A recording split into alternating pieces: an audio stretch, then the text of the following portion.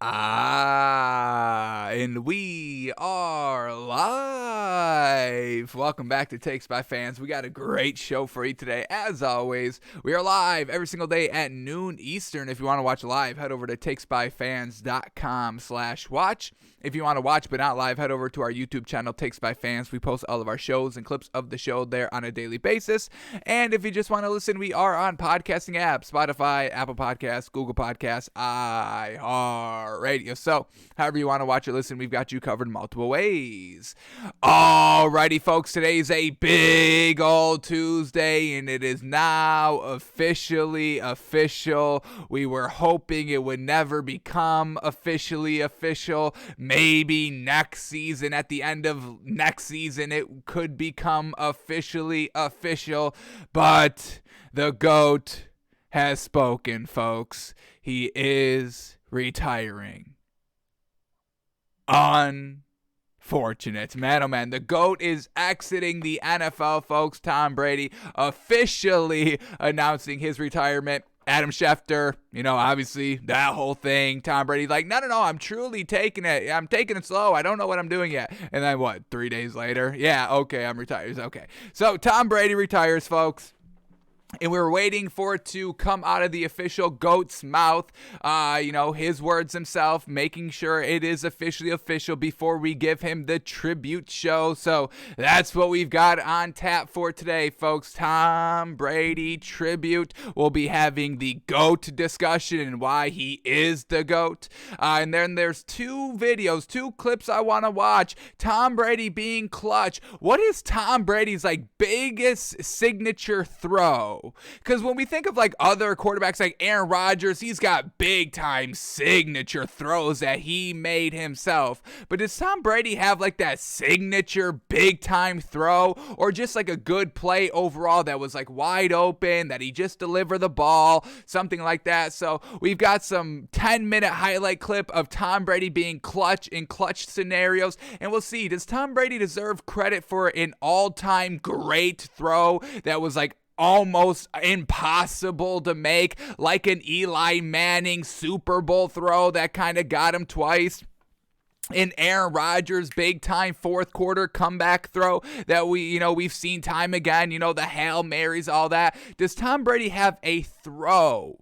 That's what we're going to try and figure out while we watch that highlight clip. And then we've got a nice little clip there, another video on YouTube I want to watch and break down. It's Tom Brady's best play versus every single team. That's something that we can all agree on when we watch football, folks. Tom Brady's burned our team over and over and over and over again. If you weren't part of the AFC East, you still got burned. And if you were in the AFC East with Tom Brady's entire career, you got burned multiple times. So let's all join together and watch Tom Brady's best throws destroying our teams. And that's how we have to remember Tom Brady, dishing it out to everybody, holding no bars against any team, letting it loose every single game. So we'll watch those two, appreciate the greatness of Tom Brady and all that, because he truly does deserve it.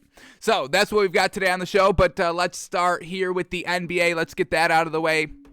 So let's start breaking down the NBA from last night. Couple of games on. I don't want to overreact. Let's not try to overreact to what we saw in the NBA yesterday.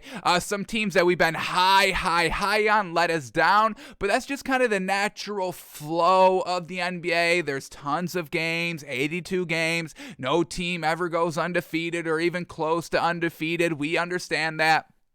But what we can take away from yesterday is that the Suns are definitely the number one team in the NBA. Absolutely. They are able to. This Suns team, like we said, 10-game winning streak. Absolutely fantastic. So, these other teams that are kind of still, taking a little bit of a hiccup here or there, they're still great teams, and I don't want to overreact to them losing a game or maybe 2 games in a row, but it truly speaks to the Suns being dominant, being consistent. The Suns are truly the number one one team in the NBA. So that's probably the biggest takeaway from last night. Let's not try to overreact, and we'll talk about those games when we get to them. But let's start here with the first one up. Pelicans at the Cavs, and the Cavs get the win, escape narrowly. They win 93-90 over the Pelicans. Now, they didn't have Darius Garland last night, and they still got it done because C.D. Osman, very well done. 7 points on 18% shooting. That's not good for C.D. Osman. 0-7 from 3, 18% shooting on 16 shots. Definitely needs to be a lot better than that, but he was the facilitator last night. 12 assists. Yes, sir. Well done. Way to step up. Obviously not that offensive powerhouse that we get from Darius Garland, but well done to just be that floor general. We give him credit for that. Then we get Isaac Okoro, 14 points. Jared Allen, 16 points, 8 rebounds. And even Evan Mobley letting us down last night. 4 points on 7 shots. So everything that could go wrong truly went wrong for the Cavs last night, but they were still able to squeak out a win. A big green flag for them. Another great green flag for this Cavs team. We've been big on this team. They haven't really started to dip any, like we're going to kind of talk about on some other teams quickly. So big time shout out to this Cavs team. And then off the bench, Kevin Love, 15 points, 11 rebounds. Always can count on him. Lamar Stevenson, 11 points. And Brandon Goodwin, really the reason why they won last night, led the team in scoring, 21 points on 72% shooting. Very well done. And then for the Pelicans, we get Valanciunas back. Still no Brandon Ingram. Valanciunas, 16 points, 9 rebounds. Jackson Hayes filling in at the 4 for Brandon Ingram, 19 points, 7 rebounds. We love seeing this man in action. And then Devontae Graham with a nice 20 points and 4 assists. Unfortunately, just come up 3 points short last night, and the Cavs get the win, 93-90 at home. Well done to the Cavs.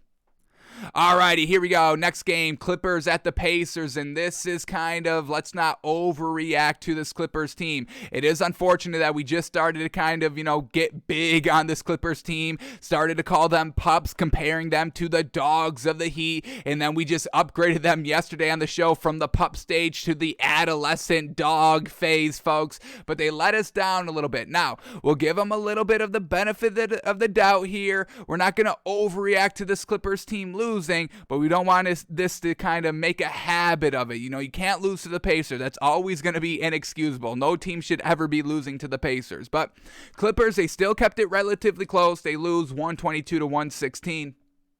For the Clippers last night, Reggie Jackson, 21 points, 5 assists. Amir Coffey, who's been so gosh dang good and consistent for this Heat team. A reason why we're so big on this Clippers team, because their other role players are truly starting to step it up, more consistent.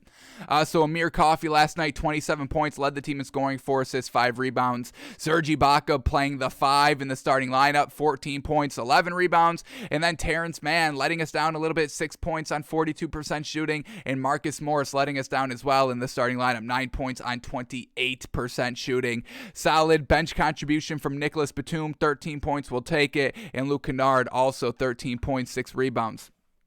So well done for the Clippers of being competitive. They put up 116 points. Once again, they're just working without a superstar, so we still give them credit. And then for this Pacers team, no Sabonis last night, and they get the win. Once again, they must move off of Sabonis and start the rebuild. It doesn't matter if he's playing at the 5, if you move him to the 1, the 2, the 3, the 4. It doesn't matter if he's playing, you lose. When you don't play him, you win. It's just how it is, folks. So the Pacers, they've got to do something. I doubt they do, but like we've been saying the last 2 seasons, we've been looking at the same Pacers team for about 5 years now. It's just nothing good.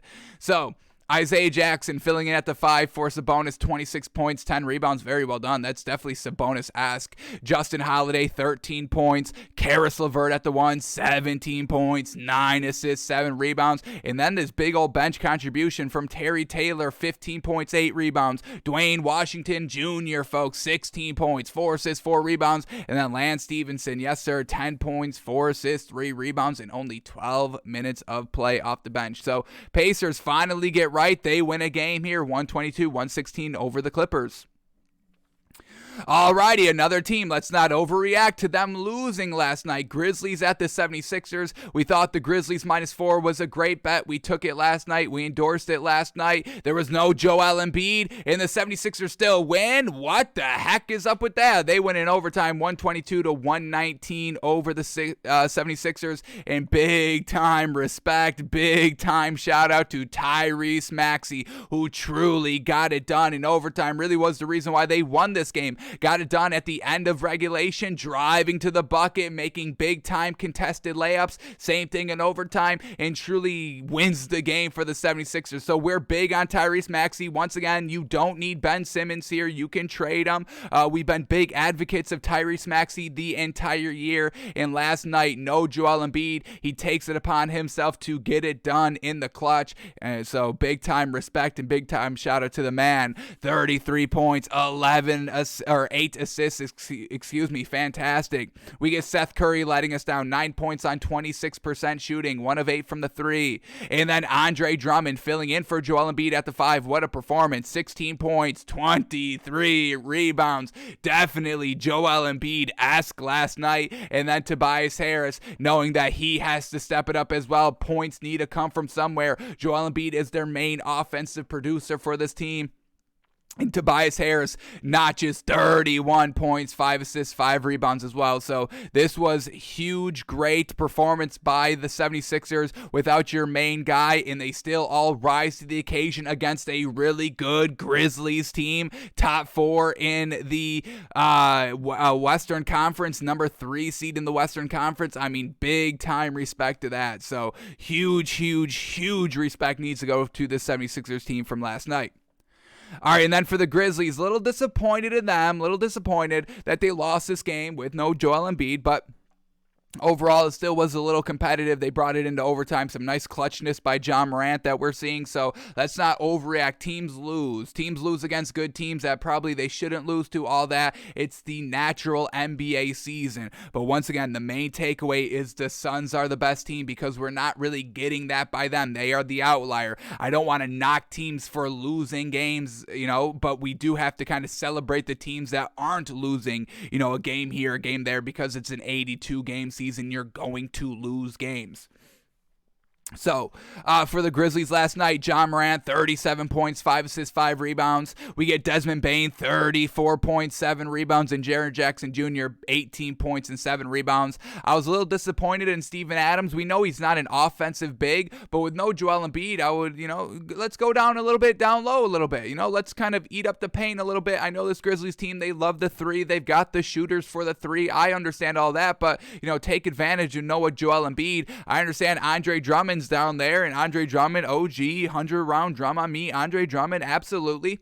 But Steven Adams still only taking 5 shots, only 7 points. Would have liked to see him kind of, eat up the paint a little bit more, clog it up, but they decided to kind of go outside shooting. So Steven Adams, 7 points, 12 rebounds, and that was really it for the Grizzlies. So Tyrese Maxey, man, in the clutch. You got to respect it. Well done for the 76ers. Hopefully this kind of puts them right back on track now that they know how to score without Joel Embiid. Hopefully once Joel Embiid returns, Tobias Harris, Tyrese Maxey, all the other great scorers here that got it done offensively last night, they can kind of, get better production while Joel Embiid is on the floor, and they can start blowing out teams again like we saw what they were doing at the prime at the beginning of the season. So 76ers get the win, 122-119. Alrighty, one more time we have to say this, folks. Let's not overreact, and I don't want to kind of take away the big dog status for the Heat here, but a little underwhelming performance last night. So we're not going to overreact to the Heat losing, but, maybe 1 or 2 more games like this, and we're going to have to officially take away the big dog status for the Heat. And that's definitely going to, crush us, but, if you're going to, get a nickname, you're going to have to kind of earn it and, prove that you can keep it by doing the things that got got you that nickname in the first place. So you're on warning, Heat, okay? The nickname can be taken away. I'm not threatening to take it away. I'm just letting y'all know that it can be taken away. So Heat lose to the Celtics 122-92, and that makes it a little bit worse. A big blowout loss to the Celtics team. All right, so for the Celtics last night, Marcus Morris looked really fantastic, folks. The ball movement of the Celtics, it was moving. They were looking great, and Marcus Smart, when I was watching this game, I was, how we kind of say we want Dennis Schroeder to be the starting point guard. I was kind of, a little upset that I was saying that, because watching Marcus Smart last night, he truly got it done, and it was kind of great to watch. Is this a turn of the corner here for the Celtics team? What do we got? What's their win streak like? What do we got in their last 10? 6-4 in their last 10. They are currently the number 9th seed in the Eastern Conference. So this potentially is a turning point for the Celtics team. We'll keep an eye on it. So Marcus Smart last night, 16 points, 7 assists. Fantastic. He shot 4 of 7 from the 3. We will absolutely take that. Jaylen Brown still getting it done, 29 points. Jason Tatum only 20 points last night. Al Horford down low at the 4, 14 points, 9 rebounds. Robert Williams only taking 5 shots, 6.7 rebounds. And then the bench, Josh Richardson, 11 points, and Grant Williams, 10 points. We will definitely take that. So Celtics, it seems like, everybody was scoring last night. The ball movement was truly impressive. So we'll see if the Celtics team can keep it up and change our kind of overall view on that team. And then for the Heat, Jimmy Butler, a no-go. He was a game-time decision, no good. And Kyle Lowry still out. So we get Gabe Vincent at the 1, 10 points, 9 assists. We get Duncan Robinson, 6 points, letting us down. We need Duncan Robinson. This is supposed to be Duncan Robinson's team when there's no Kyle Lowry and there's no Jimmy Butler. It's supposed to be Bam Adebayo and Duncan Robinson. And Duncan Robinson shot 2 of 8 from the 3. So letting us down there. Bam Adebayo, only 12 points. I mean, once again, this is his team when there's no Kyle Lowry and Jimmy Butler, and he only put up 12 points on 45% shooting. Got to be better than that. But shout out to Max Strus, 27 points, led the team in scoring. Caleb Martin had a nice run. I want to say it was in the kind of midway second quarter, but at the end of the day, it didn't matter because the Celtics got right back on track right after halftime and still won by 30 points. So Caleb Martin, 14 points in the starting lineup. And then Tyler Hero, once again, 13 points. This is his game off the bench. Absolutely. If Bam Adebayo can't get it done, if Duncan Robinson can't get it done, it's supposed to be Tyler Hero to take it upon himself to get it done. And he shot 27% on 18 shots, 2 of 8 from 3. So a little bit lackluster here by kind of, the next man up. Talk about this Heat team being deep dish pizza out here, and they let us down last night, but we won't overreact. Everybody gets 1. Some teams get 2. If we're getting into this kind of 3 bad loss territory, that's where we start taking away nicknames. So Heat, you are on notice. Celtics get the win, 122-92. All right, next game up here is the Kings at the Knicks, and the Knicks get the win, 116-96. Knicks are good against bad teams. We knew this. We thought Kings +6 would be good value, but we said this is going to be a game that the Knicks, all play great, and they put up a lot of points, and they blow out the Kings, and that's exactly what happened. Evan Fournier, 18 points. There it is.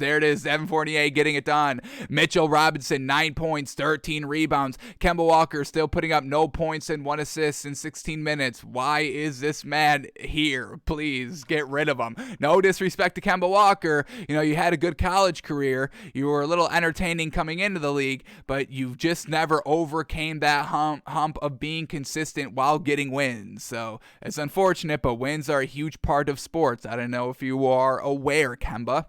We get Julius Randle still doing nothing great, 17 points, 9 rebounds, 4 assists. And then RJ Barrett, 11 points, 1 of 8 from the 3, 28% shooting from the field. So even when they're, playing bad teams, the big superstar playmakers are not dominating. Why we can't buy into this Knicks team? Yes, they win against bad teams. That's not impressive to us, folks. Doesn't move the needle. And then we get some solid bench play. Alec Burks, 21 points, led the team in scoring. We get Quentin Grimes, 14 points. We get Obi Toppin, 14 points. And why is Emmanuel Quickley playing 15 minutes? Why is Emmanuel playing 15 minutes against a bad team? This are the type of games you are supposed to kind of experiment. You're gonna win this game. It's the Kings. You should have enough talent to beat this Kings team. No disrespect to the Kings. This is your opportunity to see what you've got in real game time scenarios. Obi Toppin playing 18 minutes. We like it. He put up 14 points. But Emmanuel Quickley, only 15 minutes. Why? You want to keep going with Kemba Walker? No points, 1 assist? I just don't get it, Knicks. I don't get it. Man, oh man. And then for the Kings last night, no De'Aaron Fox, so we get Davion Mitchell still in the starting lineup, 18 points, 6 assists, well done. Tyrese Halliburton at the 1, 21 points, 8 assists, well done. Great guard play. Buddy Hield still coming off the bench, shooting 3 of 12 from the 3 for only 11 points last night. So little lackluster all over the place here, but some solid play by the guards here. Once again, Kings have a lot of options at the trade deadline, and we'll see if they trade any of their pieces. All right, last 3 games. Here we go. We got the Raptors at the Hawks. Raptors get the win, 106-100. No Trae Young for this Hawks team. So, we don't expect this team to win without Trae Young. So, we're not going to overreact on this Hawks team losing. And this Raptors team is still good, folks. Nick Nurse, I know we haven't shouted him out this season. We're big fans of Nick Nurse. He gets the best out of every single player. Great player, role player, bench player, doesn't matter. He will get them playing at their absolute maximum. And that's why we give so much respect to Nick Nurse. But let's start here with the Hawks last night. Delon Wright filling in at the 1 for Trae Young, 4.7 assists, doing nothing Trae Young-esque. Kevin Huerter had a solid night, 26 points. He led the team in scoring. Clint Capella, only 6 points last night. I mean, we need scoring to come from somewhere. John Collins shooting 27%, 6.7 rebounds. Once again, we need scoring to come from somewhere. So no Trae Young. Everybody else flounders here. Shout out to Bogdan Bogdanovic, still coming off the bench here, 18 points. We'll see if he gets back in the starting lineup at some point. And then for the Raptors last night, Siakam at the 5. MVP Pascal Siakam, please. Can we get that going? Stick him anywhere, and he gives us great production wherever he goes. 25 points, 4 assists, 2 steals, 2 blocks, 6 rebounds at the 5. Love it. Gary Trent Jr., 31 points, led the team in scoring. Fred VanVleet, 16 points on really not efficient at all. 30% shooting on 20 shots, but he had those 11 assists. Well done. Scotty Barnes, 7 points, and OG Anunoby, 15 big ol' points. Everybody in the starting lineup got it done. Bench, a little lackluster. No big-time scores there, but they get the win here, 106-100.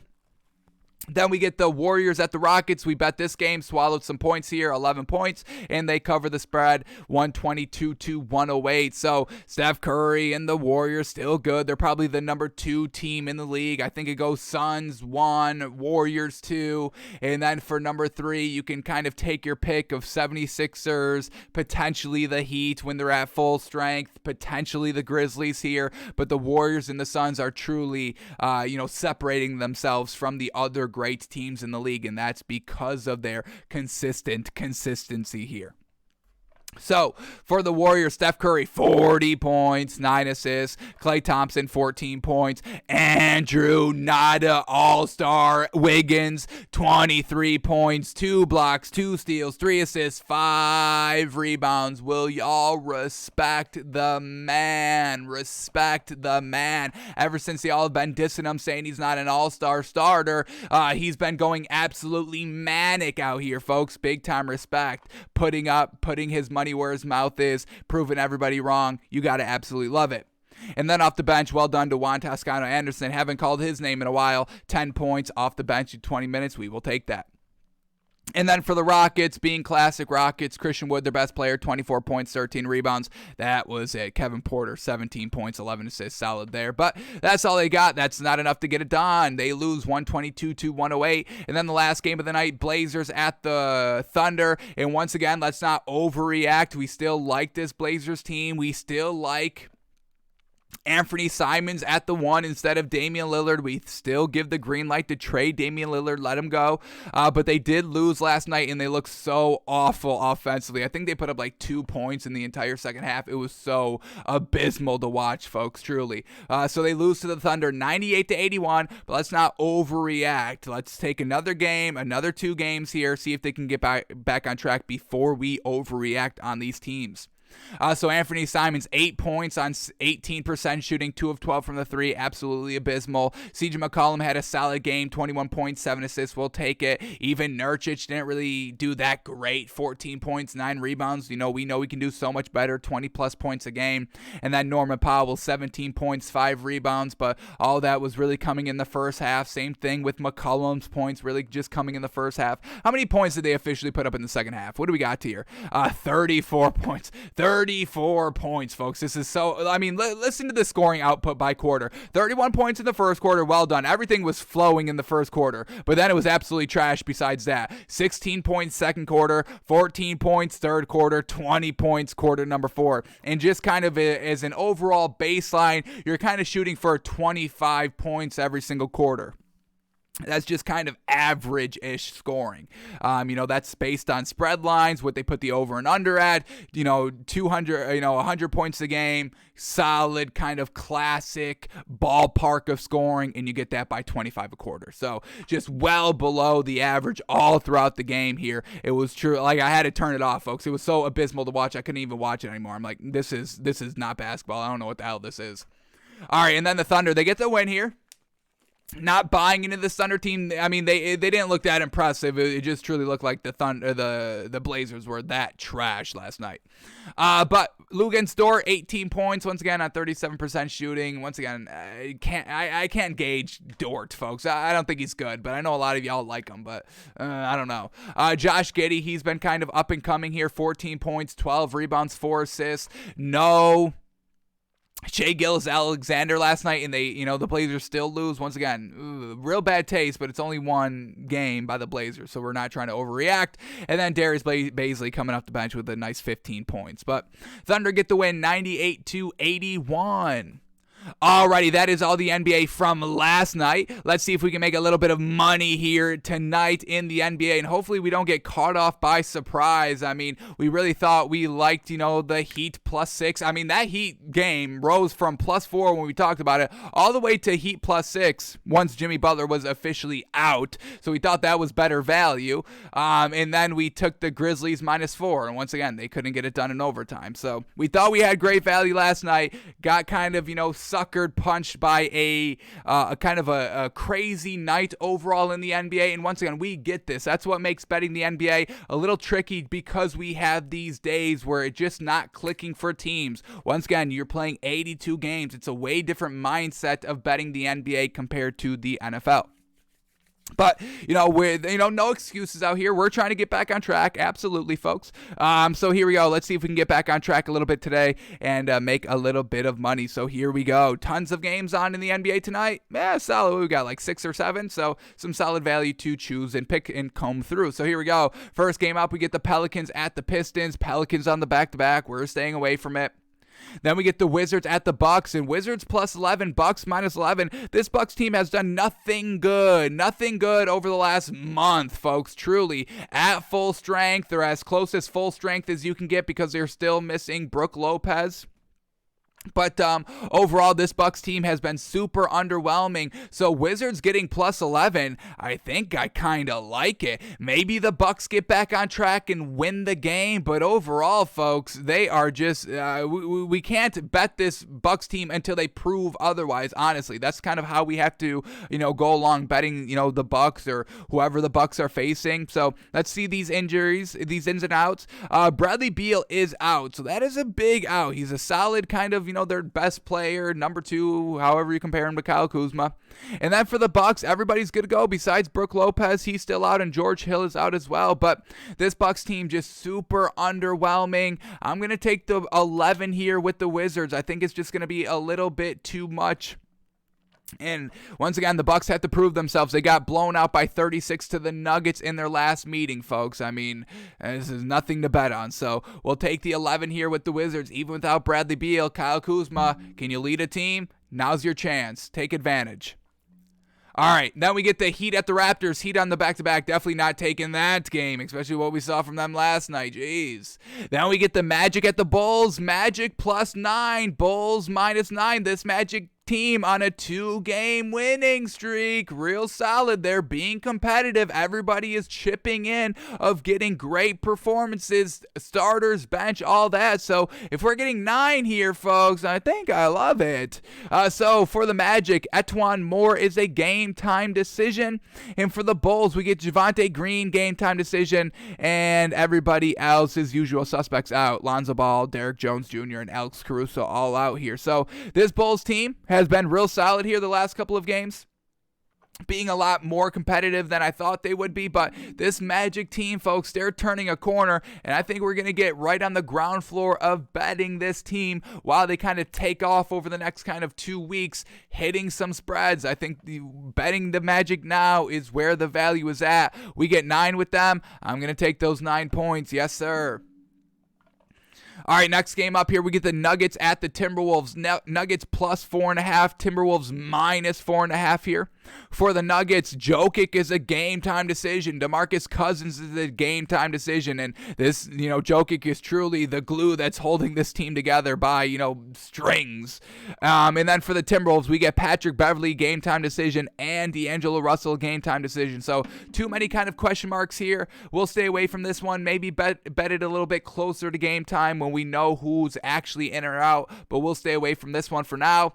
Then we get the Warriors at the Spurs. Warriors on the back-to-back. We're staying away from it. Then the last game, we get the Nets at the Suns. Nets +6, Suns -6. We get Nets on the road, so Kyrie Irving is all good to go to play. James Harden still being a game-time decision. LaMarcus Aldridge is out as well, so their bigs are truly going to be kind of, lackluster. Let's see if the Suns' bigs are all finally good to go here. We get Jay Crowder still out. Frank Kaminsky still out. Abdel Nader out, DeAndre Ayton out, Dario Saric out. So the bigs for the Suns are still going to be out here like they have been the last couple of games, but that hasn't stopped them. 10-game winning streak here. So Nets potentially getting James Harden back. We'll see if the Suns can continue this great win streak. -6 seems like some solid value, but we're going to stay away from it because the Nets have been pretty competitive. They were just competitive with just Kyrie Irving against the Warriors on the road, and they may be able to be competitive here without the Suns having all their bigs. So no bigs tonight, folks. So we get Kyrie Irving, James Harden versus Chris Paul and Devin Booker. That's really what you're looking at. So we'll stay away from this one. I'm liking it. Actually, I'm second guessing this Wizards team, folks. I don't know if I can trust this Wizards team. We don't like the Bucks, but we also are not in a buying the Wizards phase at the current moment. We're actually kind of selling the Wizards. So we're only taking the Magic +9 here, and we're going to add in the Suns -6. We are going to take that. Suns just being so dominant here. Once again, Kyrie always in or out. It's going to be about him when he's there. James Harden, is he going to go? Most likely. But overall, we're going to trust the Suns at home during this great 10-game winning streak. We've been singing their praises all day, calling them the best team in the league. We're putting our money where our mouth is tonight, folks. So we are officially taking the Magic +9 and the Suns -6 tonight in the NBA. Alrighty, that is all the NBA we had to go over for today. So now let's shift gears to the NFL. And, before we start to truly get into the thick of it, of the Super Bowl matchup, folks, shout out to NFL.com for putting the game film already up on there. So we would have done a film study today, but there is a little bit more pressing matter at the current moment that we have to squeeze in. And that is Tom Brady, folks, officially hanging it up. And it's not Adam Schefter saying this, so we don't really know, folks. It's coming from the GOAT's mouth. He came out and he went bah this morning, and we all know what bah That means in GOAT language, that means I am retiring, I am hanging it up. So, Tom Brady, folks, we're going to have a little bit of a tribute for him. Let's watch some film. Let's watch his greatest moments. Let's watch him beat all of our teams that we know and love. Let's kind of bond over Tom Brady destroying our teams every single year over and over and over and over and over and over and over and over and over 22 times. The man's been in the league for 22 years. Do you know how absurd that is, folks? 22 seasons. Big Ben can't even get to that. The man, he didn't want to leave. He didn't want to retire. He was forced to because that arm was truly coming off the bone the last 2 seasons. Drew Brees, he was hitting 40 and he was like, yeah, I got to tap out. So what? And then Tom Brady had his best year ever this season. It's just been absolutely crazy. So Tom Brady, folks, gonna have a little bit of a tribute. We'll hear from the GOAT. We'll hear his words, his retirement words here that he posted for all of us to read and hear. There's some controversy on it, folks. I haven't read it yet, but there's some controversy. Everyone's saying, oh, we didn't mention the Patriots. So a lot of people are, angry over that. We'll see if we agree what the messages was like. Was he gushing over the Bucs? What was it like? So we'll read his speech, all that. And then we'll have a GOAT debate. Is Tom Brady the greatest of all time? Yes. Is that a debate anymore, folks? I don't know. I don't really see anybody kind of actively saying that he's not the greatest of all time, but we'll remind you why he is the greatest of all time. So if anybody's kind of thinking, oh no, he's not the greatest of all time, we'll tell you why you're absolutely wrong, folks. And once again, I don't like to put my foot down and be the gatekeeper of takes and thought and information and all that, but Tom Brady's the greatest of all time. And if you say otherwise, you're doing it for some nefarious purpose. Whether it's just to be a troll, whether it's just to, be that guy. Do you want to be that guy? People love being that guy. I never got that. But once again, y'all do you. I've got no problem with y'all being that guy. Y'all love being the guy, so y'all be the guy. That's fine. I'm not going to be the guy that says Tom Brady's not the greatest of all time. And it's not because he doesn't deserve it. We'll talk about that all when we get to it. And then, once again, we'll watch some, we got 2 clips I want to watch on this man. Tom Brady's clutchest moments of the decade and Tom Brady's best plays versus every team. So, once again, just bonding over Tom Brady slinging it. Touchdown, clutch touchdown, fourth quarter, first drive, first play. Right before kickoff, somehow he scores some points on some teams. I don't get it. So, we'll watch all that. So, this is officially our tribute to Tom Brady, and we'll have a little message for him at the end. So all of that being said, let's hear from the GOAT himself. He's retiring. Who knew this day would come? Truly, who knew this day would come? I mean, we've been talking about Tom Brady retiring going back to like 2014. When I was in high school, folks, people were like, oh, this is Tom Brady's final year. And here we are in 2020. I've graduated college. I started my own talk show. And here he is. Tom Brady's like, yeah, I'm still here playing at my best level I have ever in my entire career, which is just so mind-boggling. And then he chooses to hang it up. And this is truly ripping our hearts out that Tom Brady is no longer in the league. Once again, I mean, I truly wanted that kind of walk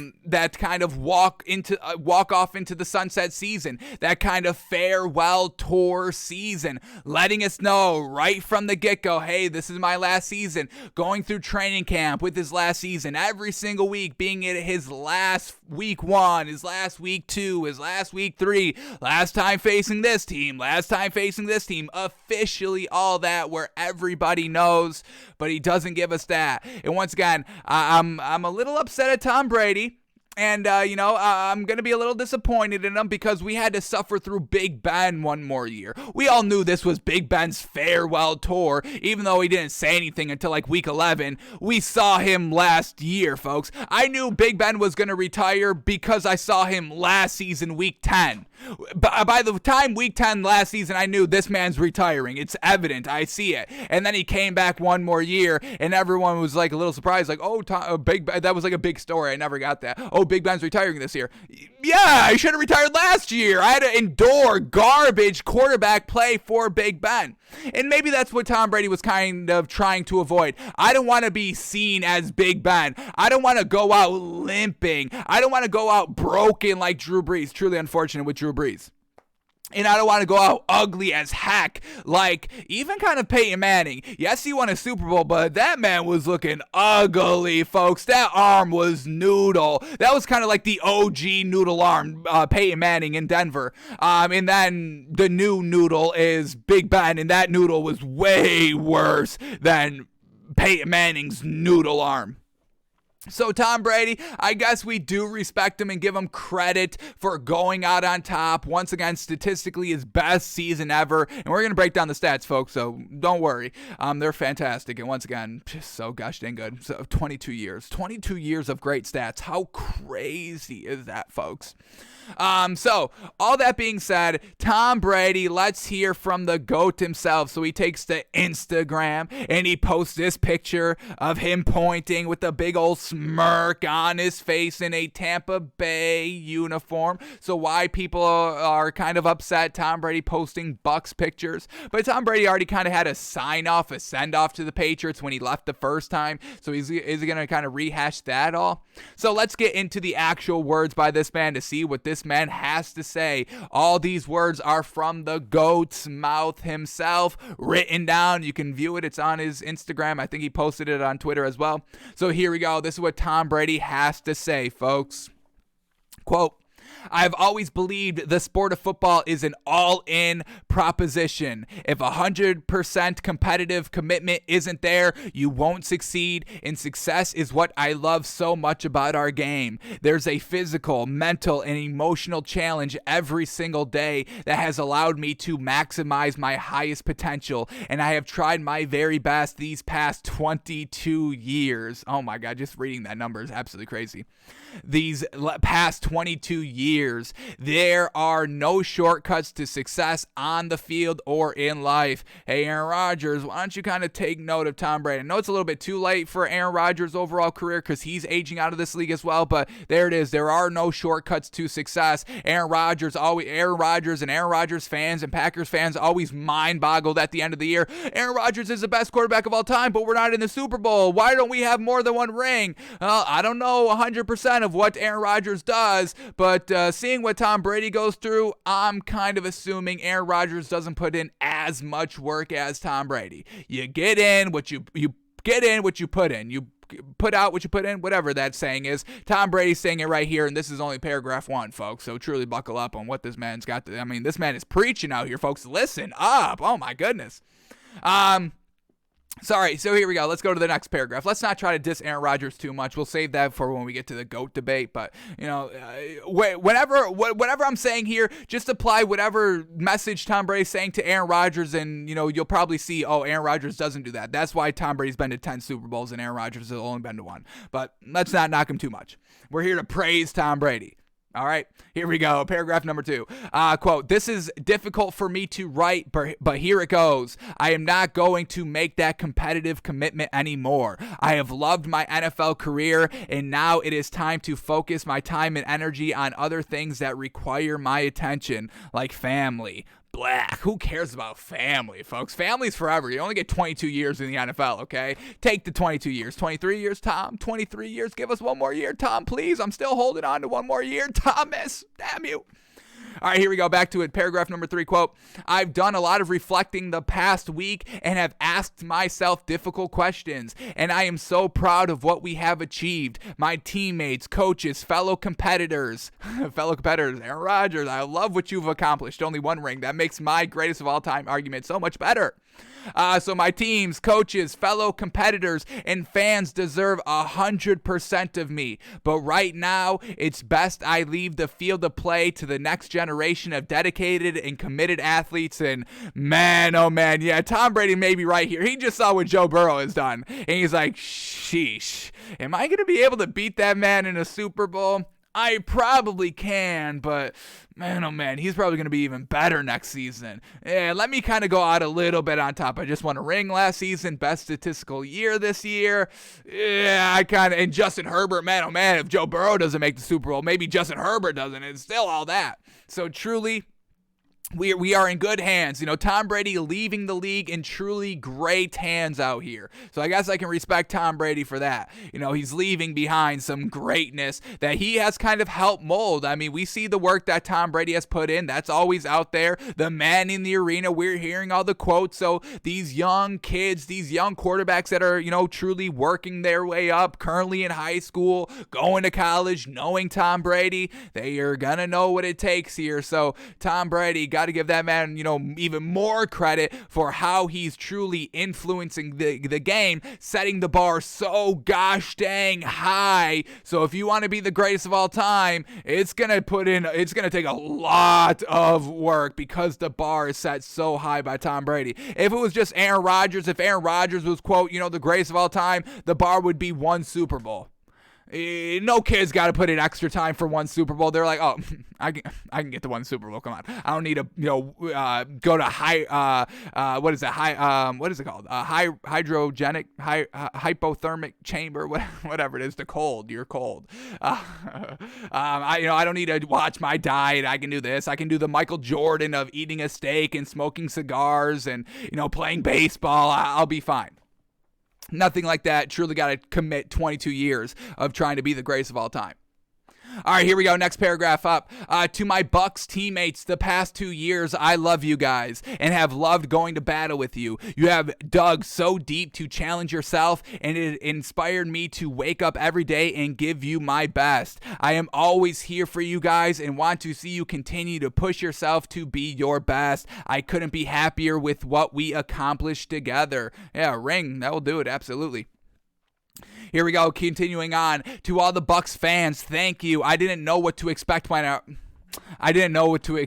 arrived here. Come on, Tom. I know you're trying to be humble and everything, but you're the greatest quarterback of all time. Every team was clamoring over you. Everybody kind of hates Tom Brady just because he was with the Patriots. People don't like the Patriots. People still like Tom Brady a little bit. But once you leave and you're available, everybody wanted you. Of course you were going to get welcomed with open arms. Who cares if you were, 42 when you signed there? Nobody cared because they knew we would be ring eligible. And what happened? You won a ring. So Tom Brady, yes, okay, thank you for being humble, but saying I didn't know what to expect when I arrived here, come on. Like, everybody's going to be angry about having the greatest quarterback of all time on their team. Like, come on. Like, even if you didn't win a ring, just the thought of us, potentially winning a ring, having that potential of winning a ring, that would have been enough for anybody to have you on their team for 1 season, 2 seasons, however long it was. So, all right, Tom, being the humble brag. Okay, you do you, whatever. Back to the quote. Quote, I didn't know what to expect when I arrived here, but your support and embrace have enriched my life and that of my family. I have been honored to play for such a passionate and fun fan base. What a crew. To the city of Tampa and the entire Tampa St. Petersburg region, thank you. It has been wonderful to be a resident of such a fun place to live, and even better being drunk and hammered in the place to live as well. The boat parade, all that. I want to be invited to our next boat. I'm getting ahead of it, folks. I didn't even know this was coming up. I want to be invited to our next boat parade, and of course he would. The man's getting hammered at the thought of the next boat parade.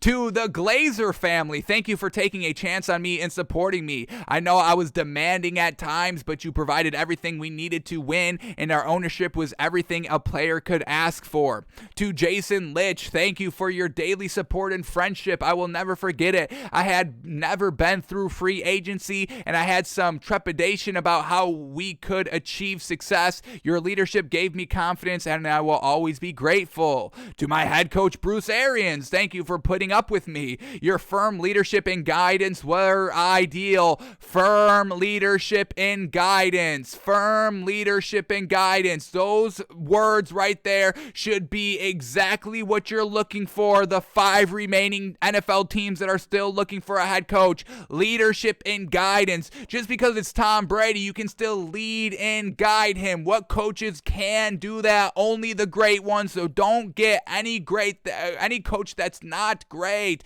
Make sure they've got firm leadership and guidance, okay, to any player, regardless, rookie or vet, worst of all time or greatest of all time, making sure it works and the leadership is coming top down, please. Back to this. There is no way we could have had success without your experience. There is no way we could have had success without your experience, intuition, and wisdom. Make sure you're getting the right guy at the head coaching position. I don't want to knock on Brian Flores, but Brian Flores has none of this. He doesn't have firm leadership. He's got kind of dictatorship a little bit. He's got dictator energy a little bit. And I'm not doing it as the extremist the extremist part of, dictatorship, okay, folks? So don't relax when I'm saying that word. But overall, we saw Brian Flores. That was not firm leadership. That was way beyond firm leadership. All right, what else do we get here?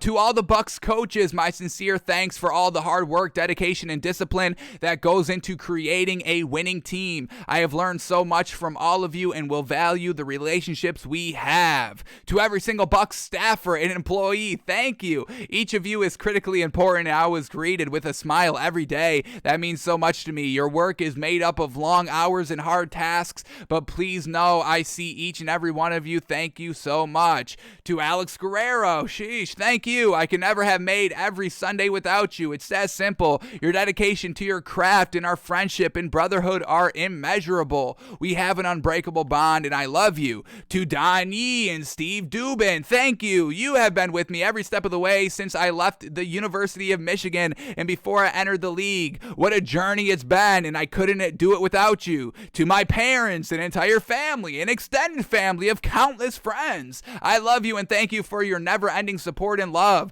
I could never have imagined the time and energy you have given me the past 30 years in football. I can never repay you, and just know I love you so much. And lastly, my wife Giselle, who put this entire plan into motion, so I will never forgive Giselle for taking Tom Brady away from us. How dare you, wife of Tom Brady, take Tom Brady away from us, the fans, the lovers of the sport. I curse thee, damn it. And lastly, to my wife Giselle and my children Jack, Benny, and Vivi. And once again, I curse the children as well, taking Tom Brady away from us. Damn you. You are my inspiration. Our family is my greatest achievement. I always come off the field and home to the most loving and supportive wife who has done everything for our family to allow me to focus on my career. Her selfishness allowed me to reach new heights professionally, and I am beyond words what you mean to me and our friends. Te amo, amor de mi vida. All right, Tom, getting a little crazy at the end of this. Back to this one. We got two more, I think. My playing career has been such a thrilling ride and far beyond my imagination and full of ups and downs. When you're in it every day, you really don't think about any kind of ending. As I sit here now, however, I think of all the great players and coaches I was privileged to play with and against. The competition was fierce and deep.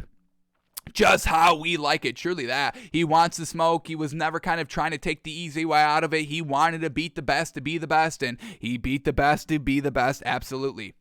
But the friendships and relationships are just as fierce and deep. I will remember and cherish these memories and revisit them often. I feel like the luckiest person in the world. The future is exciting. I'm fortunate to have co-founded incredible companies like Autograph.io, Brady brand, TB12 Sports, that I am excited to continue to help build and grow, but exactly what my days will look like will be a work in progress. As I said earlier, I am going to take it day by day. I know for sure I want to spend a lot of time giving to others and trying to enrich other people's lives, just as so many have done for me. With much love, appreciation, and gratitude, Tom.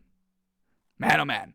So, that's the official retirement announcement for Tom Brady. I do kind of get, how Patriots fans are kind of reacting to this. He thanked everybody, folks. The Bucks, the organization, the coaches, the fans, the staff that, we care about, the janitor, the people that, go behind the scenes to make sure everything's good, thanking them. And then he said nothing specifically about anybody else from the Patriots. So he's only been here for the Bucks 2 years, folks, and he truly thanked everybody. He thanked the entire city of Tampa Bay. No shout out to the Patriots or New England or anything like that, Belichick or anything like that, nothing officially by name.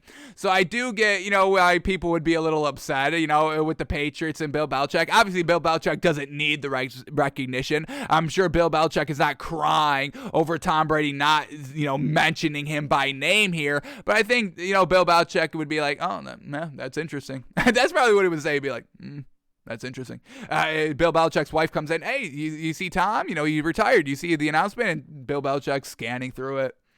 Thank you to the Bucks, the coaches, Bruce Arians, thank you so much. St. Petersburg, thank you so much. The fans, the janitor, thank you so much. Alex Guerrero, who they had a little bit of a run-in with, at the end of the Patriots, his run with the Patriots. Alex Guerrero, he was kind of like left out of the locker room. They didn't really want him in the locker room anymore, all of that. So he thanked him by name. So Bill Belichick was probably like, yeah, that's interesting. And then went back to breakfast, planning how to still be good offensively without Josh McDaniels now. So I do get that, but once again, he did thank, the Patriots already, but, this is the end of your career. It's not, this sounded more like Tom Brady leaving the Bucks than Tom Brady, like, truly retiring. So I do get kind of the frustration by the Patriots fans and all that. Alrighty, so that is Tom Brady, folks. No longer in the NFL. Maybe makes a comeback one more year. Maybe. We can still hope, folks. I'll still hold out hope until the man is 6 feet in the grave because, honestly, he could probably play at 70 for how great this man is and what he's achieved already at 44. So I will always hold out hope for Tom Brady to come back and once again bless us with what he does, and that's winning, folks. And there's nothing better than winning games. Alrighty, so now that we got the words out of his mouth out of the way, let's quickly go to, why he's the greatest of all time, folks. Why he's the greatest of all time, and here it is. 22 years worth of fantastic stats. He has the 5,000-yard season before the extended extra game this year. He did it in 2011, 5,235 yards. That is a huge, impressive stat, folks. The coveted 5,000-yard season in 16 games. There's only been like 7 quarterbacks to do it, and Drew Brees did it like 4 times himself. Aaron Rodgers does not have that 5,000-yard season. Let's get that up quickly. Let me double check that. I'm almost certain he doesn't because, once again, Aaron Rodgers throws the ball away a lot. I think his best season was like 4,600 yards, which is, it's kind of low, folks. I'm not going to lie. It's low for a quarterback that is considered the greatest of all time. Aaron Rodgers, what was his best season? 4,600? 4,643 yards, and that was in 2011. So when Tom Brady was throwing for over 5,000 yards, and was that the year that he went 16-0 in the regular season? 2011? No, that was 13-3. Okay, 16-0. When was 16-0? 2007. All right.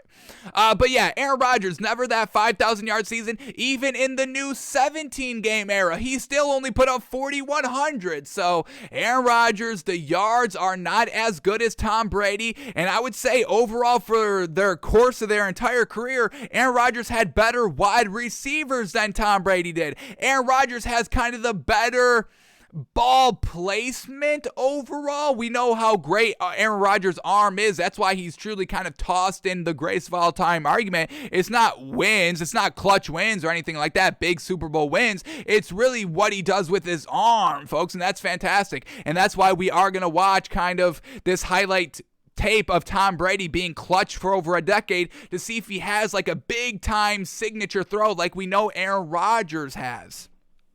So Tom Brady, folks, absolutely fantastic. Has the 5,000-yard season when it truly mattered. Had 5,300 yards this season. In year 22, he led the league in passing yards. Folks, you know how incredible that is? Aaron Rodgers, has he ever led the league in passing yards? No, Aaron Rodgers has never led the league in passing yards. And y'all want to give him the greatest of all time? We can't get behind it. Tom Brady has led the league in passing yards 1, 2, 3, 4 times. That's absolutely magnificent.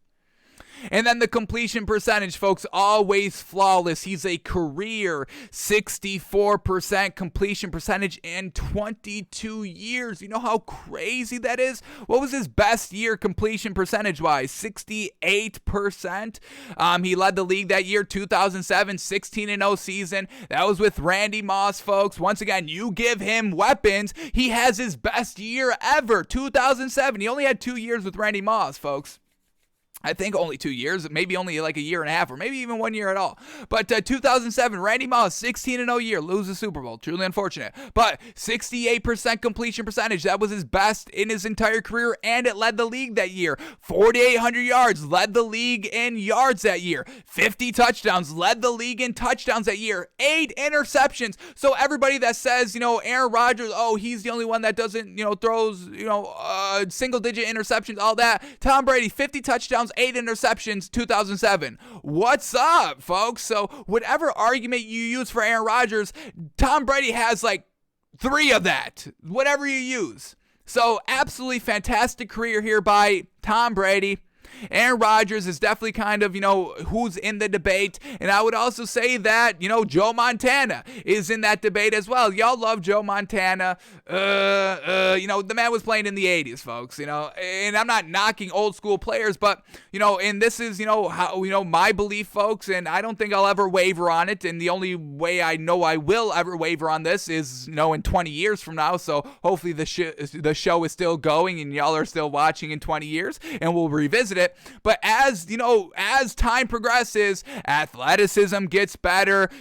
We get new ways how to kind of play the game. I mean, we would not even expect Patrick Mahomes in like 1980. You know what I mean? So just the play evolves, the competition evolves, the defense evolves, everything's evolving. So these players that played in the 70s and the 80s, their athleticism was not up to, what they are now. So they're just inherently worse. And it's not because of them, it's because of the era. And now we're getting nutrition and how to take care of your body so you can play into 44. So once again, just the overall competition is always getting better with technology and just the sports growing. So, these players that played in the 70s and the 80s, yes, they were good for their time period. Yes, it's always good to look back on. But overall, I can't ever put Joe Montana as the greatest of all time, folks. I mean, just look at the stats alone. And once again, they were good for that era. We see Joe Montana led the league in completion percentage at 64% in 1980. That led the league, 64%. 1981, 63%, led the league, folks. 1987, 66%, led the league. Tom Brady's average would have led the league every single year, folks. Do you see? Now, I will give Joe Montana credit. He threw 70% completion percentage in 1989, and that led the league, so we give him credit for that. But, that's 1 year. And then we get Joe Montana throwing 59%, 62%, 56%. That was, his first year, so we'll take that with a grain of salt. His last 2 seasons, 60%. Tom Brady, his last season, the man threw 67%. Final year. And then another thing with Joe Montana, I mean, these yards, folks, what are you talking about? We know it's now a true passing league and all that, and another reason why we can't really say anybody from the 70s and 80s, 90s now, it can't be the greatest of all time because, now we're getting more passing. We get Joe Montana, the most yards he ever threw for a season was 3,900. That didn't even lead the league that year, folks. He never led the league in passing yards. How are we going to give that man the greatest of all time at quarterback when you weren't even the best statistical quarterback of a season? You know what I mean? And I get it, folks. Y'all can come at me and be like, oh, it's deeper than stats. And I agree. It is deeper than stats. I agree. That's why we're going to watch highlights by Tom Brady to see if he has that signature throw. Or was it all just kind of signature scheme, signature system that y'all love to throw around? We're going to look at that, folks. So overall, got to give it to Tom Brady as the greatest of all time. Joe Montana, the most touchdowns he ever threw in a season was 31. That led the league that year. But, I mean, look at all these other ones. 16, 13, 18, 8, 26, 27, mid-low 20s, 15, 19. Tom Brady, what was the least amount of touchdowns he threw in a year? We get an 18. That was his first official real starting year, 18. always in the 30s for the most part, has 624 touchdowns, where Joe Montana has 273. And once again, Tom Brady playing 22 years, Joe Montana played 15. Longevity, once again, taking care of your body, Tom Brady doing the right things and all that.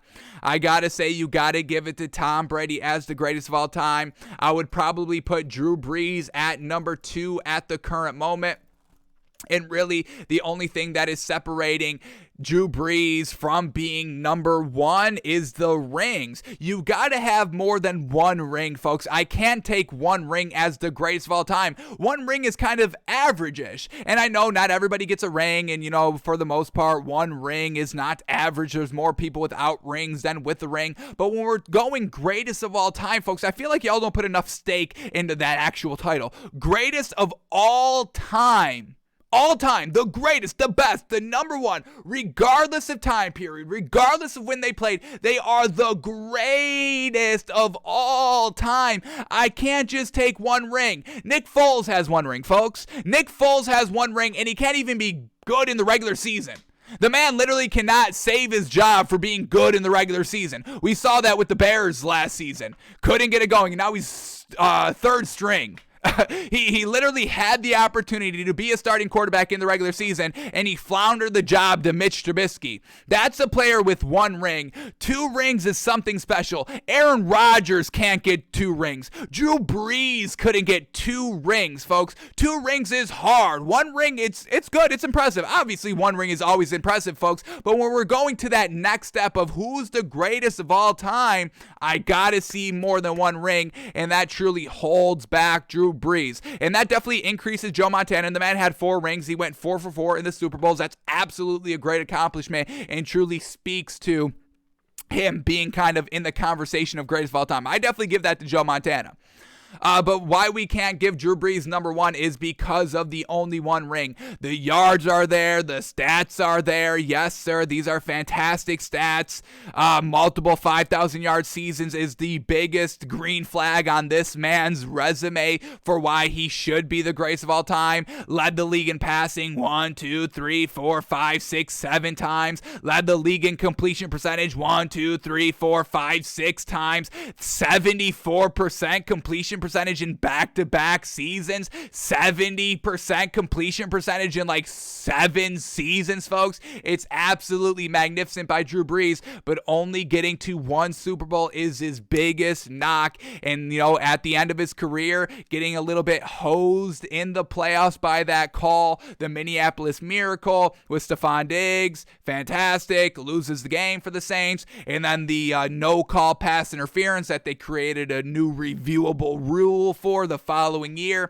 Those 2 seasons truly, threw him off the path of potentially becoming the greatest of all time. If Drew Brees won a ring in the last 3 years, I think I go with Drew as number 1, but not getting there regardless of the circumstances. You've got to get it done when it's your time, regardless of the outside noise of what happens. No whistle, all of that. Receiver drops the ball. I know it's unfortunate at the end of the day, but you got to get it done. You must find a way. Patrick Mahomes, 13 seconds left in the AFC or in the divisional round of the playoffs, just found a way. Yes, he got help by the receivers, but it's still Patrick Mahomes delivering the ball, finding a way regardless of the circumstances, regardless of the situation. That does fall on the quarterback. You're the leader. You're the one distributing the ball the entire game. You must find a way to get it done. And unfortunately, Drew Brees just could not find a way to get it done. So unfortunate there. So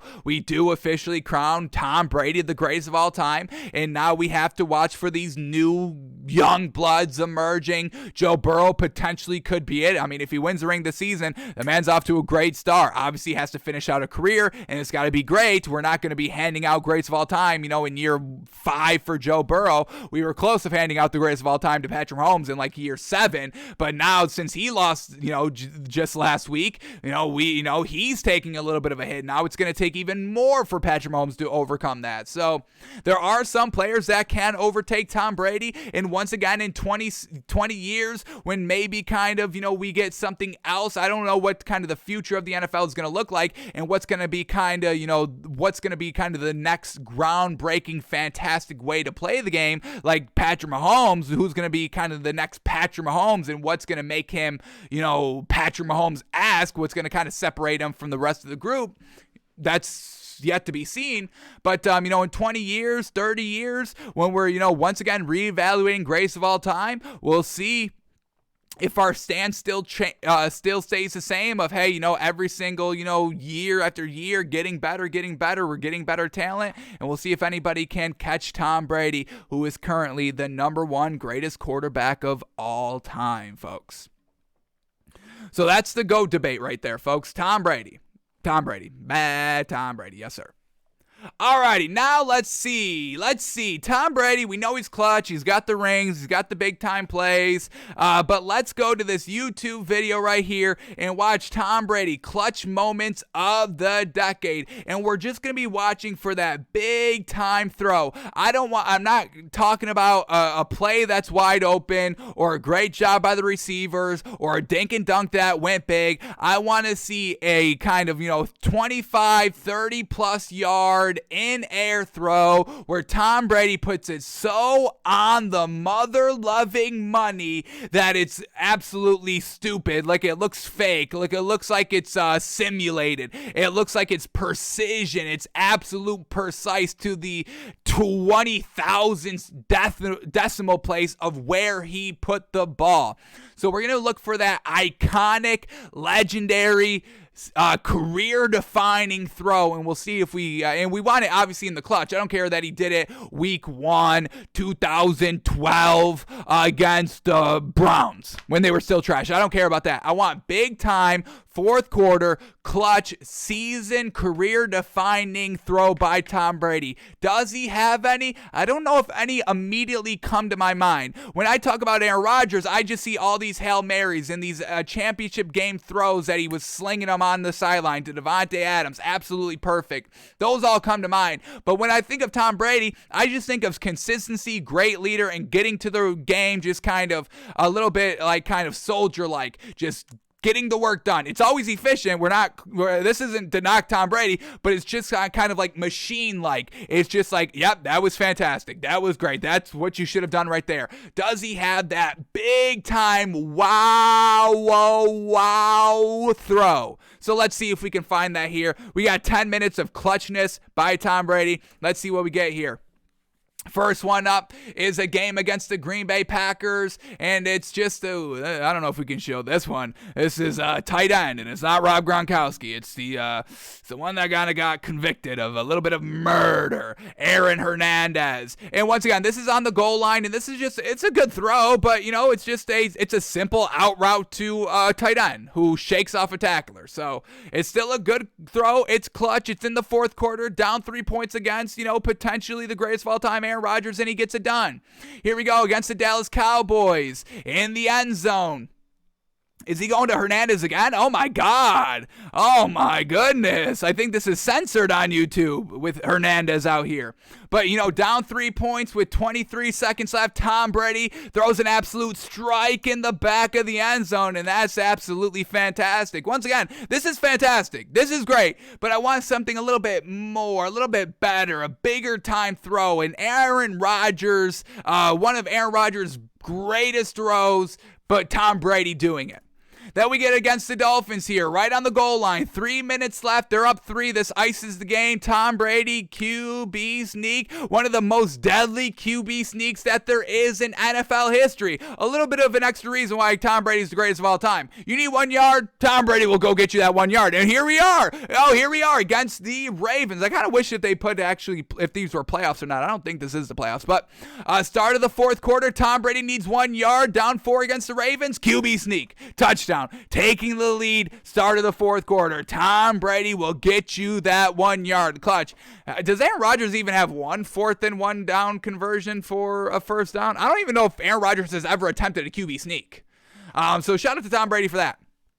All right, here we go against the Saints, and man, oh man, what a ball right here. Nice zip, down 4, and this is kind of what we want to see. It's still a good throw, not as wowful as I want, but going to Julian Edelman right there, and we're going to get it here. 50 seconds left, down 4 against the Saints. Same game that we just saw the other play from. A nice ball. Once again, it's just a little bit of a slant route. They're eating up the clock here. We're still progressing. Tom Brady, another big-time throw. Just a simple kind of out route on 4th and 4 is still good, but once again, simple out route. It's open. Shout out to Collie there. Who the hell is that? Number 10, Collie, making some big-time catches up here.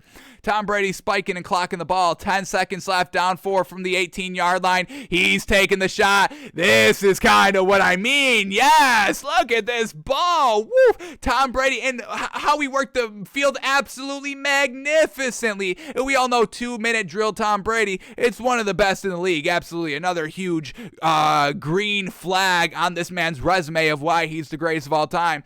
Under 2 minutes, you need a score? He's your man. And look at this. Clocks the ball. 10 seconds left. Cool as a cucumber. Floats that ball. Folks, look at that. Look at this. This is the calculation. I mean, that's kind of 20 decimal places long that he truly calculated. Just got it over the outstretched hands of the Saints defender. Back corner end zone touchdown. They're up 3 points now with 5 seconds left. Tom Brady with an absolute dagger right there to win the game. That's the type of throw I want. I want even better than that. Does Tom Brady have anything better than that? Because that was fantastic.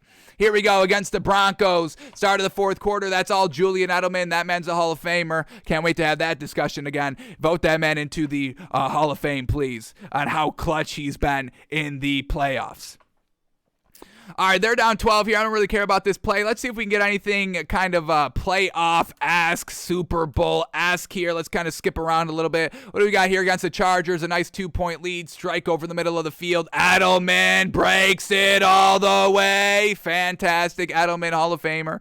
All right, what do we got here? Against the Ravens, down 3. Look at that ball. Yes, sir. 23 yards. Holy moly. Look at that. Exactly right in the pocket, and man, oh man, to fit that ball in right before that safety can be there. Man, he's making some beautiful throws here. This is what I want to see, but I want to see more. I want to see even better than this. I think Aaron Rodgers' throws overall are a little bit better than this overall, but I want to see better. We're starting to get there by Tom Brady. Now truly bring it home on that one spectacular, fantastic throw. Here we go. Now we're talking Super Bowl. This is what we want to see. Down 10, 8 minutes left in the 4th quarter, down 10 to the Seahawks here. Tom Brady at the 5-yard line. Yeah, nice throw. Gets it over the defender. Nice little box out there by Danny Amendola, and that's going to be a touchdown. Great throw, clutch throw, down double digits here in the 4th quarter, and then just a few minutes later, fast forward, 2 minutes left in the 4th quarter, same game, Tom Brady down 3 points at the 3-yard line. Tom Brady, nice throw, and once again, fantastic throw, all that. Not a great throw overall, and, circumstance-wise, this is wide open. So it's still clutch, it's still great, but I want to see that wow factor, right? That was great by Tom Brady. The fist pump, the point. We did the thing, yes, sir. And man, oh man, Tom Brady, cool as a cucumber, down 10 points in the 4th quarter, no problem. Another reason why he's the GOAT. Here we go against the Jets. Just rifled that ball in there. He's going to try and do this again. That's to Rob Gronkowski, just a floater on the blitz against the Giants here. Throws it deep down the field to Rob Gronkowski. Great throw right there. That's an absolute great throw. All these great throws are kind of like over the middle, though. What's that kind of post-out route breaking to the sideline? That's the throw where it's right on the boundary of the sideline and the receiver has to make a spectacular catch. That's kind of the throw I'm looking for. Back corner end zone where he has to get it like a Big Ben. I mean, like that's what I'm talking about. Like Big Ben, his Super Bowl throw to Santonio Holmes, back corner of the end zone. That may be the best throw I have ever seen in a Super Super Bowl, in the biggest game that there is, Big Ben has that big signature throw. That's what I'm talking about with Tom Brady. Does he have that big signature throw that's as impressive as that? We see clutch throws. Don't get me wrong. Those are clutch great throws, and we've seen a ton of them so far. But does he have that Big Ben? Wow. Oh, let me see if I can bring that up in case y'all don't know, because this is one of the best throws it may be the best throw in NFL history, honestly. Big Ben. I want to see something. Big Ben, best throw. I want to see if YouTube and y'all agree with me. That's all I'm typing in the search bar. Big Ben, best throw. Let me see. Top 10 plays of his career. Let me go to play number 1 because it should be that. Let me see. Are y'all understanding how great this throw is? Throw number 1. Yep. See, y'all know this is the throw right here. Well done to y'all. Well done to y'all. Does Tom Brady have a throw like this? Bingo bango. Here we go. Ben Roethlisberger down 3 points. 41 seconds left in the Super Bowl at the 10-yard line. 2nd and goal. Drops back to pass. And look at that. Oh, my God. 3 defenders. There's 3 defenders in the corner of the end zone. And Big Ben throws it where only Santonio Holmes can get it. Oh, my God. This is beautiful. Folks, this is the best throw in NFL history. I can't believe it. They got another angle of this throw. They got to show the back angle. It makes it look even better, folks. And I can't believe it. And this is why Larry Fitzgerald doesn't have a ring. It's a little upsetting, but to get the throw like this, I will accept Larry Fitzgerald not having a ring. It's unfortunate, but this throw is immaculate. Look, oh my, this angle, folks. Oh my God. Man, this is the throw I want to see by Tom Brady. This is what we're looking for, folks. That's what I want to see. It's just brilliant. And we get all these great throws by Tom Brady. I'm not knocking Tom Brady. Here we go. Against the Falcons in the Super Bowl, down 28-3, 6 minutes left in the third quarter. Let's see if we get anything. I'm sure we're going to get tons of plays here. So let's see. Is there a great throw here by Tom Brady? This is a great run by Tom Brady on 3rd and 8 to pick up the first down. I'll give him that. That's the best play we've seen in a Super Bowl by the man. And there it is, just wide open. Receiver does the rest for the final 2 yards. Tom Brady airing it out. That's a beautiful ball right there to get him inside the red zone on 3rd and 1. Down 28-12, still in the Falcons. A comeback route that's wide open. Still a good throw, but not that Big Ben-esque. Here we go in the red zone. Danny Amendola right on the goal line, wide open, able to get that separation. Down 8 points, 3 minutes left. A good drive starter on 3rd and 10. Here we go, airing it out, and that was almost intercepted. This got tipped up. This is all Julian Edelman right here. Once again, Julian Edelman should be in the Hall of Fame for this catch alone right here. This is not even a good throw by Tom Brady. It's a great catch, so it's a great play overall, but I'm talking about the throw, folks. Does Tom Brady have the throw open here? Not the throw that I'm looking for. A dink down right here on 1st and 10. That breaks big for 15. 2-point attempt right here. It's a screen pass. Well done by Tom Brady to zip that ball in. And I can't believe they trusted a screen pass with Danny Amendola for the 2-point conversion there to tie up the game. 28-28 in the Super Bowl against the Falcons. That seems a little gutsy. Whoever called this play, holy cow. I give them credit for calling that. That's interesting. Well done. In overtime, Tom Brady. That's a great throw right there. Danny Amendola on the sideline, 15 yards. Tom Brady again right here. Comeback, stays on his feet. This is all receiver. Comeback route. It's not that impressive. 5 wide here. Going down the middle of the field. This is a nice strike over the middle of the field on 2nd and 13. That was pretty good. What else do we get here? I think it's a running play to cap it off, a screen play up here. That goes for 5, 10 yards out of bounds. What else do we get? Does Tom Brady throw the game-winning touchdown? Yeah, I didn't think so. I thought it was a run. So this is what I'm saying. I don't know if Tom Brady has this signature throw in a big-time game. Big time as in like Super Bowl. Yes, championship games, must-win games. But just none are coming to mind, folks, and I'm not really seeing anymore. These are great throws. This is not the point to knock throws, folks. All these are great. I'm talking about, how I talk about, the greatest of all time. What's the greatest throw of all time? So far, that's with, Big Ben. You know what I mean? So is that like the only black mark on Tom Brady's greatest of all time resume? He doesn't have the big throw, the best throw of all time? Just efficient? I mean, this is a throw right here. Was this in the championship? Was this AFC championship game against the Jaguars? Down 3 minutes left, second and goal. This is a great throw right here. Back of the end zone, high and up. Is that his best throw so far in like a championship game? That was fantastic. And how unfortunate with this Jaguars team. Never been the same. Never even been close to the same since. Here we go against the Chiefs, AFC championship game. Down 33-30. Pump fake. Stays on his feet.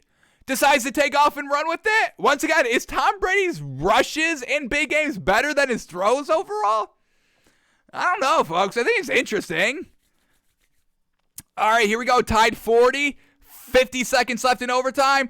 Big time throw. Floater to Rob Gronkowski. Rob Gronkowski able to get behind the defense. What are you doing that you're letting Rob Gronkowski outrun you? And I know this is before he's broken 100%, but still, man, oh man.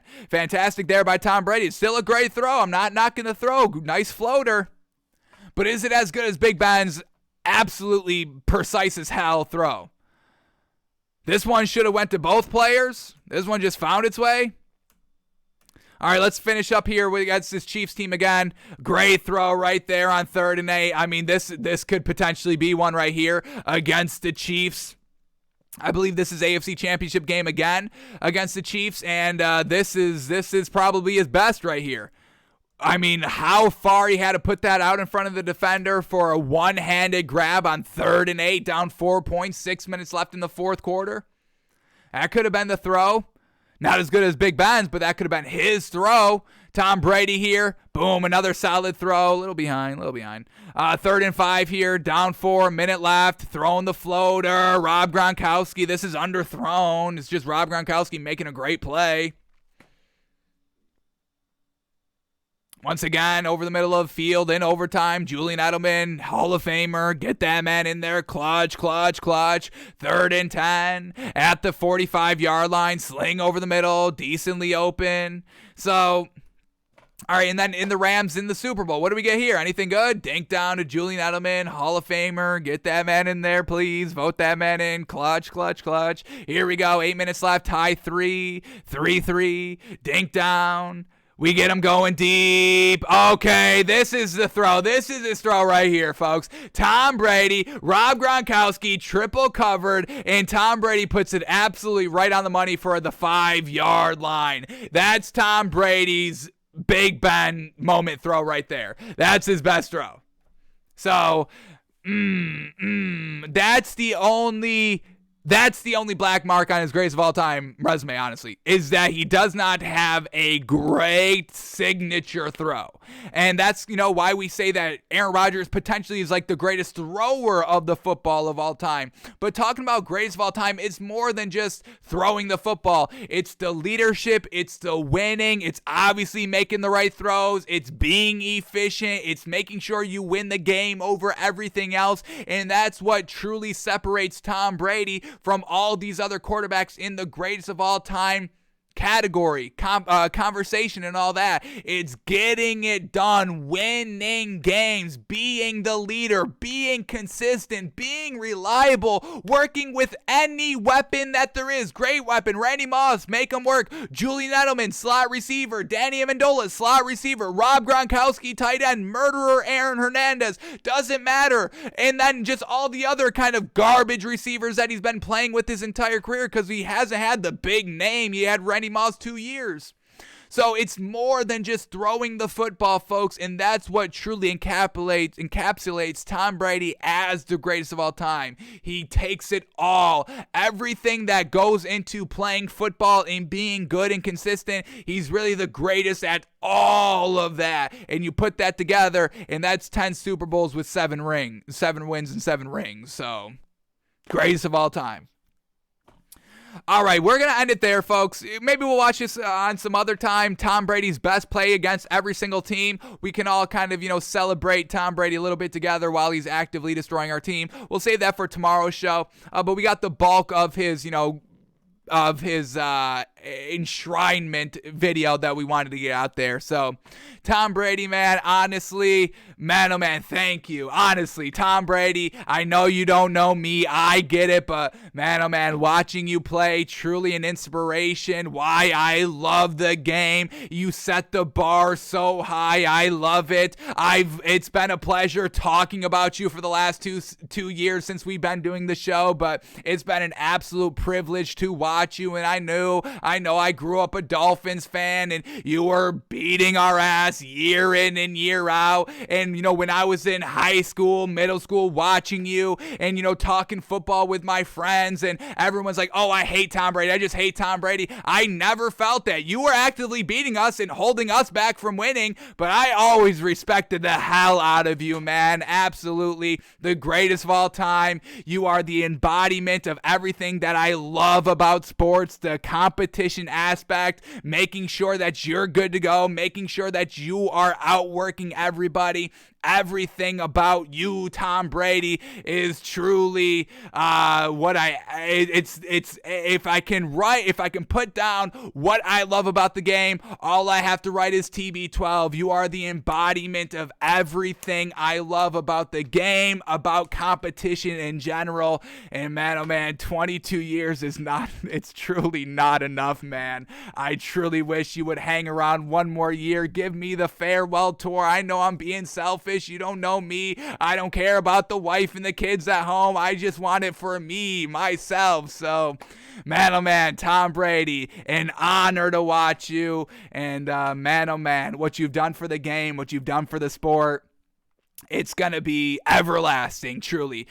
Time will not outlast what you have done for the game, for the sport. So for that, gotta thank you. Absolutely thank the heck out of you for everything that you've done. And it's not going to be the same. And I know there's great quarterbacks coming up, all this, all that, Joe Burrow, Justin Herbert, Patrick Mahomes. Now I get it, but it's not going to be the same. Without Big Ben, it's the same. Without Drew Brees, it's the same. Without Aaron Rodgers, it's the same. But without you, TB12, Tom Brady, it will never be the same. And for that, it sucks, but man, oh man, we can always have the memories. Yes, Tom? Yes, the memories.